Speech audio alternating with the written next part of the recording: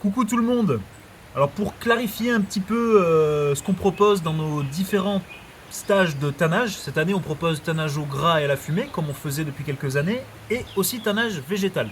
Alors j'ai fait un petit tableau récapitulatif que vous trouvez facilement sur notre site internet, mais rien de tel que de le voir de visu quoi. C'est plus concret le résultat. Alors nos stages on va les faire sur des petites peaux. Ici vous avez aussi bien du chevreau que de l'agneau. Et c'est sur ces pots-là qu'on va travailler en quelques jours, mais après vous pouvez extrapoler et faire avec des animaux plus grands ou même plus petits. Tannage au gras et à la fumée, buckskin, ce qu'on a déjà fait depuis quelques années.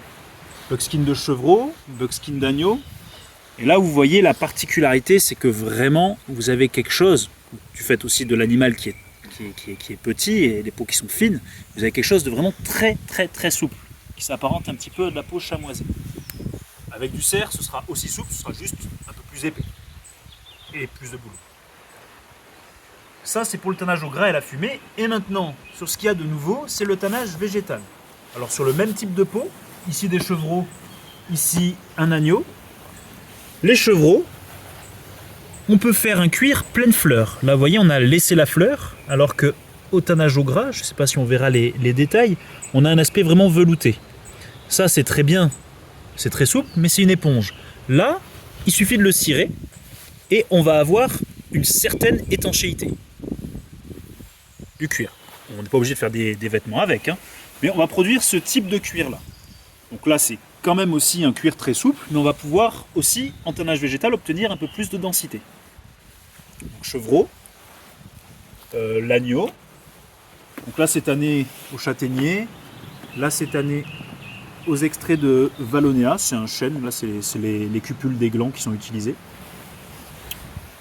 L'agneau, celui-ci il a vraiment un joli motif de fleurs, vous voyez. Hop.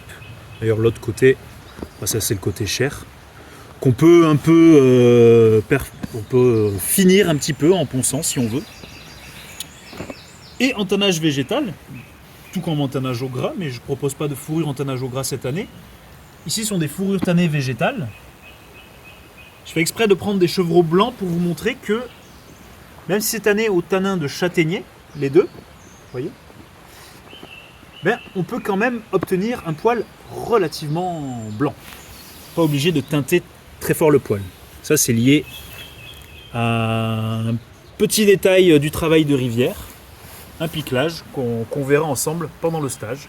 Et on a quand même quelque chose de, ma foi, très souple et complètement utilisable tel quel ou confectionner des vêtements et que sais-je encore. Voilà, j'espère que ça vous a un peu précisé les types de produits qu'on va obtenir et que c'est un peu plus clair pour vous.